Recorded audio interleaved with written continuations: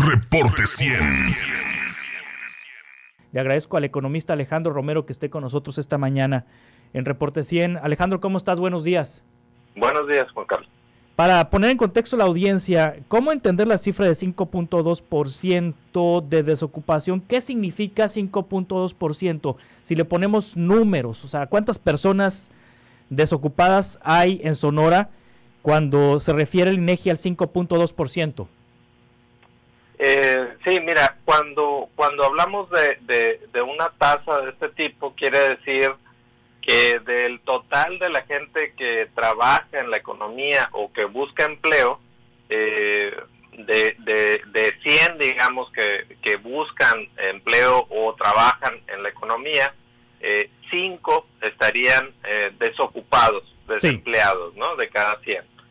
Y ya si lo vemos en términos absolutos, aunque en este caso el INEGI no da resultados absolutos para Sonora, pues tenemos la referencia de que en el último trimestre más o menos el número de desempleados en el estado ascendía a 72,783 personas desocupadas a nivel estatal, ¿no? Entonces, más o menos debe estar rondando por ahí, quizás un poco más porque ha venido subiendo la tasa de desempleo.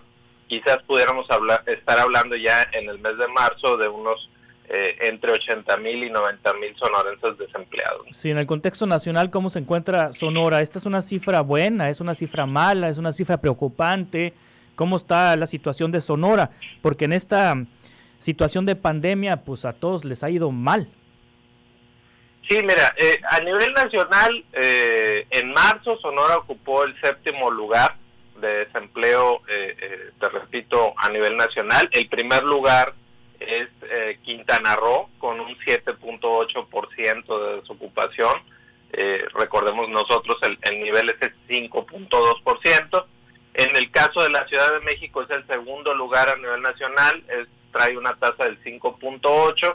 Y finalmente en tercer lugar está Tabasco con 5.8%, ¿no? Entonces, sí tenemos una tasa bastante elevada. Sin embargo, como lo comentaste al principio, en todos los estados fronterizos hasta el momento podemos ver un aumento del desempleo sin excepción en el último año. Es decir, si comparamos marzo de 2021 contra marzo de 2020, en todos los estados fronterizos ha subido la desocupación, incluso en Nuevo León ha subido más porque se aumentó del 3.5 al 5.7% la desocupación en Nuevo León. Y por ejemplo en Coahuila hay una tasa muy similar a la de Sonora, que en el caso de Coahuila es del 5%. Entonces vemos que es un fenómeno que se ha dado en todos los estados fronterizos. Y por ahí me preguntaban ayer, oye, pero ¿a qué se debe si los estados fronterizos supuestamente son los que están liderando la recuperación en este momento?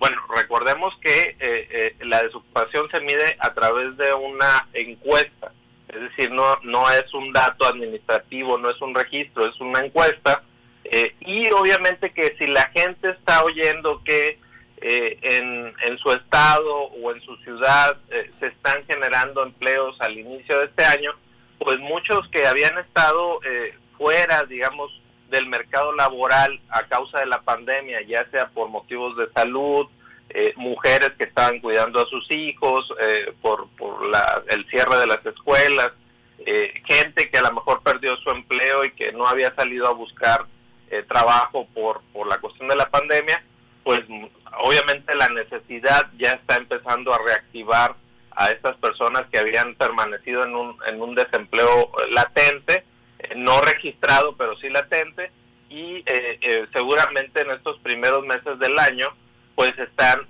ya saliendo al mercado laboral a buscar empleo, pero obviamente la recuperación pues no da todavía como para emplear a todos los desempleados que dejó el 2020. Sí, es decir, Alejandro, ¿todavía no se recuperan los empleos perdidos por la pandemia? No, todavía, o sea, sí, recordemos que hay dos formas de medir. el empleo. Uno es a través del IMSS, que es el empleo formal, el que recibe prestaciones, el que tiene seguro social, que tiene Infonavit, y otro es el empleo, digamos, global, donde ya se incluye los informales. Sí. En 2020, Sonora, entre empleos formales e informales, perdió 50,000 plazas, ¿no? Y solamente de empleo formal, es decir, de empleo del IMSS, se perdieron 14,000 empleos en 2020. Si lo medimos ahorita por el lado del IMSS, pues ya prácticamente se ha recuperado el 78% de los empleos perdidos durante la pandemia. Sin embargo, está el otro boquete de los empleos informales que no se han recuperado a la totalidad, y por eso vemos un aumento, desde luego, de la tasa de desocupación a nivel estatal, ¿no? Entonces, todavía falta un trecho interesante para recuperar los empleos, no solamente del empleo formal, sino también del informal, que recordemos que representa a nivel nacional casi la mitad del empleo, y en el caso de Sonora representa un poquito más de una tercera parte de los empleos en el estado. Sí, ahorita pasamos una nota sobre el precio del kilo de tortilla de maíz, que es un referente también para los economistas.